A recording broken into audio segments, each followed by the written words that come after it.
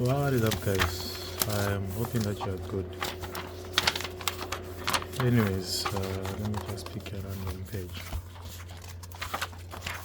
I just realized if I try to do this in a systematic order, it'll take me time. So let me just go jumble up based on what I see on the day that I want to record. So today I'm gonna record about components. Yeah, components basically. I'm not sure if I'll do components and how they look on the schematic diagram. They all look okay, cool. So when dealing with electronics, before I get to the specific components, don't mind my handwriting. I was beaten for that since grade 1. So just a brief background on me. I didn't do electronics at a university or college level. The highest level of electronics that I learned was high school. Yeah, that was it.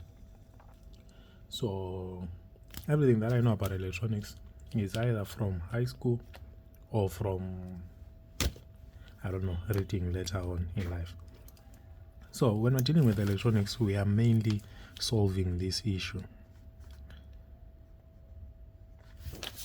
V is equals to IR, which is voltage is equals to current multiplied by resistance. So pretty much everything that you're going to be fixing on electronics will be residing around this. So whatever issue you're facing on the circuit, it's causing this and this and this to be off. So say the manufacturer decided to put 19.5 volts. Because something is dead, causing a resistance to be low, you no longer get this. I don't know if that makes sense. So check, for example, the laptop that I fixed today. It's supposed to have 19.5 volts in the main power rail. And a particular current is supposed to flow only if the resistance is as high as whatever the manufacturer designed. But because we had a bad capacitor, the resistance was now on 0 ohms. Because the resistance was now on 0 ohms, we couldn't get any current flow. And therefore, the 19 volts was not coming into the circuit. So, yeah, you're pretty much just solving current, resistance, and voltage. That is all you're going to be fixing. So you could rearrange this formula in whatever way you decide. So it could be R is equals to V over I. It could be I is equals to V over R. You know this from mathematics and physics, whatever. Yeah, or mechanics. If you did mechanics, I'm sure there's this formula as well. So when we're dealing with electronics, guys, we are mainly focusing on this. So if you understand this, it becomes easy for you to fix a laptop. It becomes easy for you to fix a desktop, a battery, I don't know, pretty much anything, as long as it's electronic. That's the reason why I do not like fixing things which are using AC. Things that are just using AC straight, say a stove, a fridge. No, that's not my cup of tea. I prefer things that will convert the AC into DC, and then I'll fix that. Because it's mainly this now. So as much as AC is still related to this formula, I prefer things that will convert it to DC first, and then I work on that. I think for obvious reasons also, DC is less deadly compared to AC. But the main reason why I prefer things that convert to DC, they are portable, man. And they are easy to open. Unlike opening a microwave, how many minutes or hours do you need to open a microwave? Then fix the thing and then close it up. Or a fridge or a stove. Those are too big. Those are appliances. Basically, I don't like fixing appliances. I prefer fixing gadgets and devices. Yeah, pretty much that. So most of what we're going to be doing, as I've already explained, is going to be based on this. So how do we fix this? So we fix this based on the components. So we will be fixing components as to how they affect this. So different components affect this in different ways.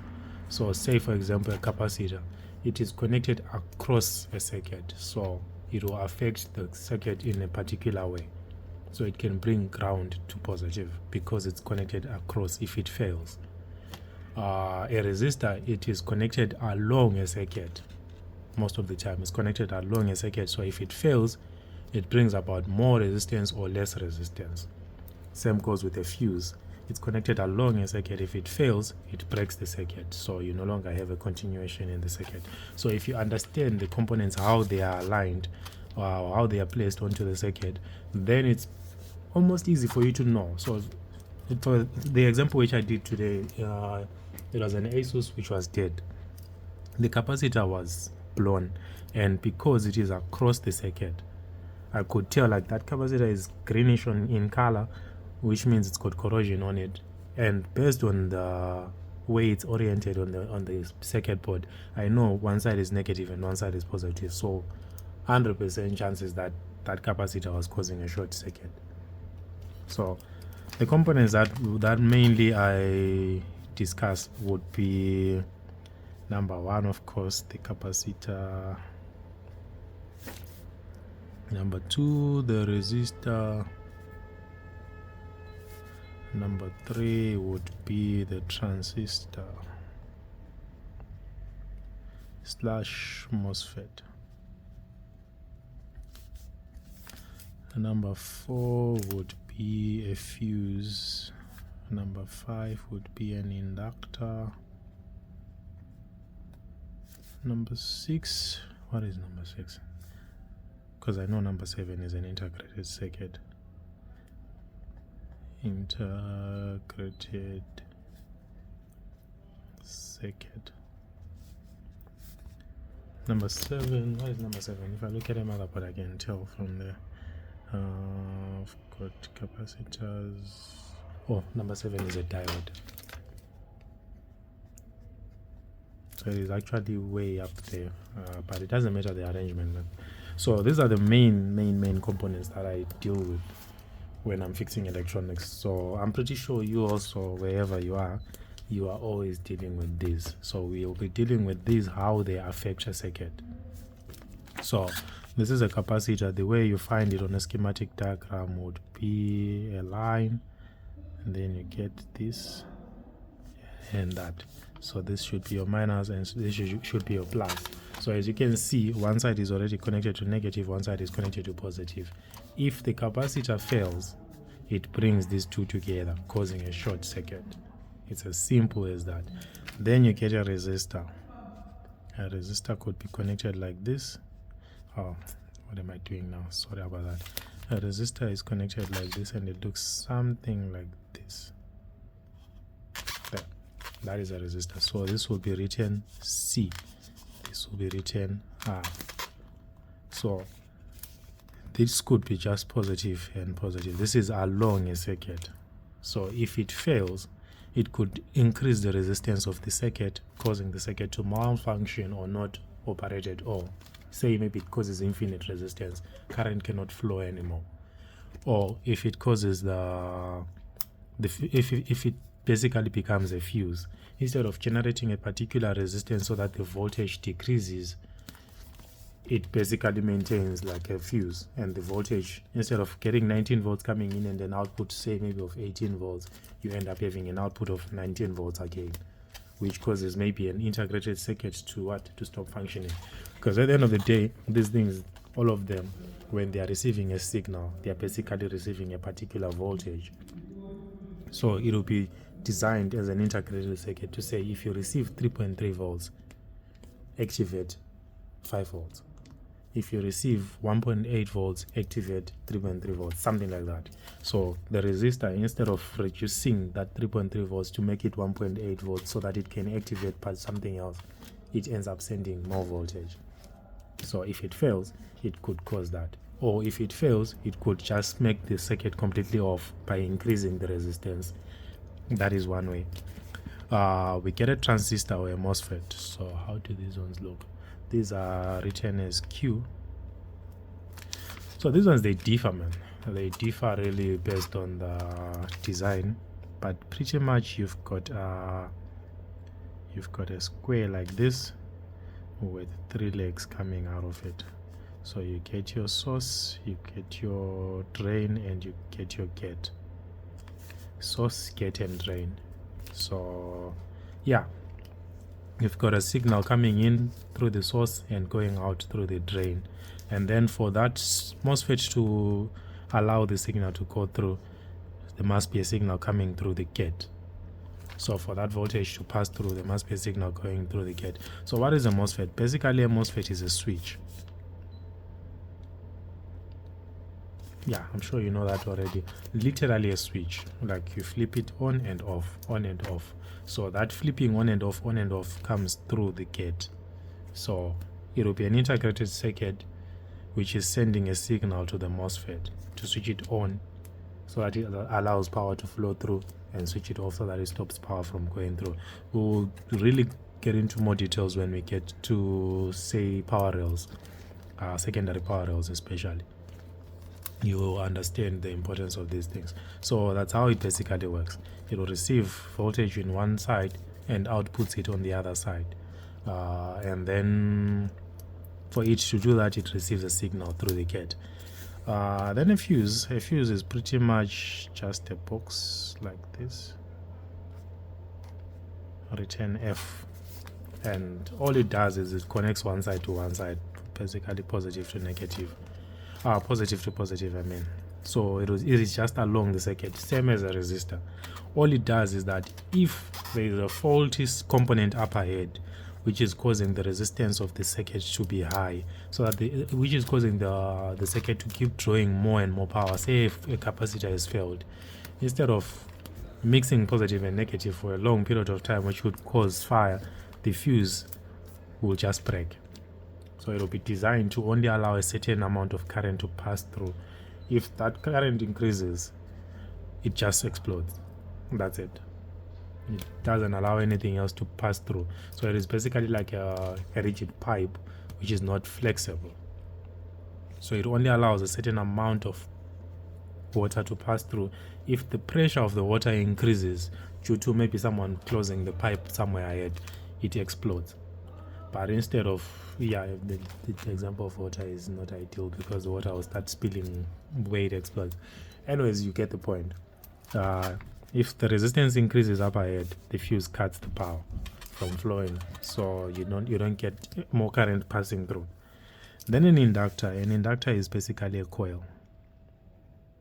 This one is also connected along a circuit, so it will look like this on a schematic diagram. So you're still getting your positive to positive. So it is connected the same way as a resistor and a fuse. However, resistors, you can also get them connected to positive and negative sometimes, which is rare, but yeah, you get them often. Anyways, the inductor is connected like this. You've got your positive coming in and your positive going out, and that inductor, all it does is it smoothens the current. It pretty much works quite similar to the capacitor. So remember, a capacitor stores charge, and when there is no output coming from the source of the power, it discharges it, allowing it to be a smooth flow. The same thing works with an inductor. Yeah, someone had given an example. I don't know if I can do it now. This video is becoming long. I'll see. I'll explain the concept of the inductor. Otherwise, I'll have to explain it further on when we go into these components one by one. Anyways, an inductor would look pretty much like that. It's basically a coil. You take a small wire and you twist it around. Is it a magnet or ferromagnetic material? You get an inductor. So this wire, yeah, that's a jumper wire. You see how thin a jumper wire is. Usually it's because we zoom the videos and it looks big, but it's really small. It's as thin as a line on a book. Yeah. Anyways, if you spin this on a ferromagnetic material, you get an inductor. Ferromagnetic material is something which becomes magnetized if due to electromagnetic force coming from a wound wire with electric current passing through it, something like that. But I don't think every time it has to be a ferromagnetic material. You can get an inductor which is just wound across even plastic or something like that. Depends on usage basically. And then an integrated circuit, you would an inductor is written as L on a schematic diagram, a MOSFET is written as Q, a fuse is written as F, and then an integrated circuit, basically you get a box with many pins coming out of it in all directions. So depending on how it looks, how many pins it's got, you can get them having like 128 pins like the EC chip. You can get them having 32 pins, you can get them having 16, 8, whatever. Depends on just the usage. This one is typically written as U. That means integrated circuit. And now this one has got ground on it and it's got positive on it. So integrated circuits, first of all, they receive power to switch them on. That is one thing you need to remember every time. An integrated circuit receives power just to be on, and then it is also connected to ground. So remember, for the positive to work, there must be a negative somewhere else. So it receives power and it is also grounded.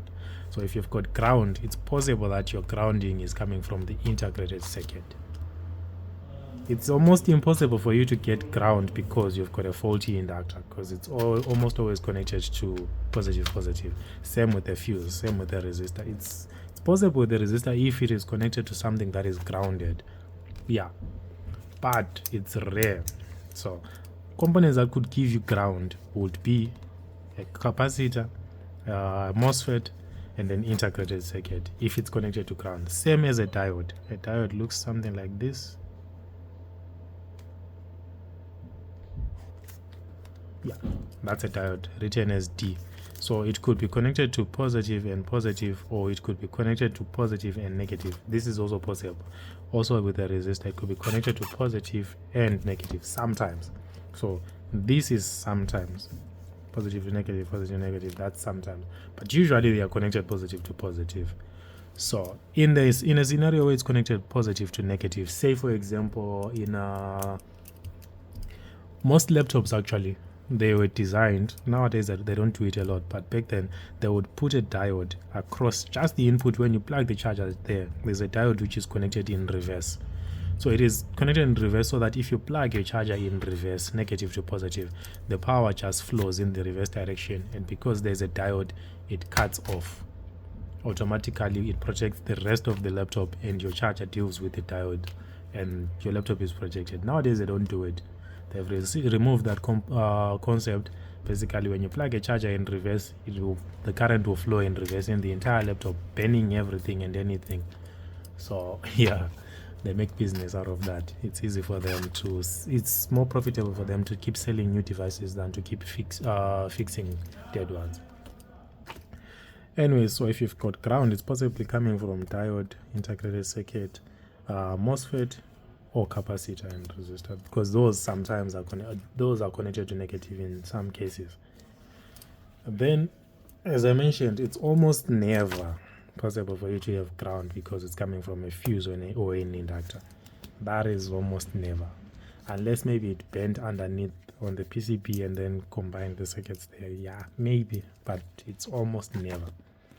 So yeah, that is it for now, guys. I'm gonna explain more about these components on the next videos. I'll see if I can group them into 2 components or 1 component per video, depending on how much information is there. I hope you learn something, and I'm hoping you're gonna enjoy the journey and that it helps you out. Thanks for watching. I will see you in another video. Cheers.